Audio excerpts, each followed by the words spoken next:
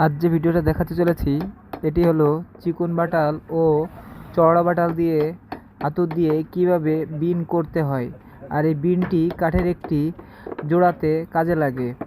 এই বিনটি করতে গেলে দুইটি বাটাল ব্যবহার করতে হয়, সেটি হলো আপনাদের ভিডিওতে দেখানোর চেষ্টা করেছি। এই ভিডিও অনুসারে যেভাবে আপনার বিনটি করা হচ্ছে, আপনার যদি বিন করতে ইচ্ছা হয় আপনি ঠিক এভাবেই বিনটি বাটাল দিয়ে করতে পারেন। এখনকে অনেক মেশিন উঠেছে, কিন্তু আগের সনাতনী পদ্ধতিতে এইভাবেই চিকন বাটাল ও চওড়া বাটাল দিয়ে বিন করা হতো। এই ধরনের নতুন নতুন ভিডিও পেতে আমার এই চ্যানেলটিতে সাবস্ক্রাইব করবেন এবং লাইক কমেন্ট করে আমাকে ভিডিও করার উৎসাহিত করবেন, এবং আমি যেন আপনাদের প্রতিনিয়ত নতুন নতুন কিছু না কিছু নতুন ভিডিও দিতে পারি।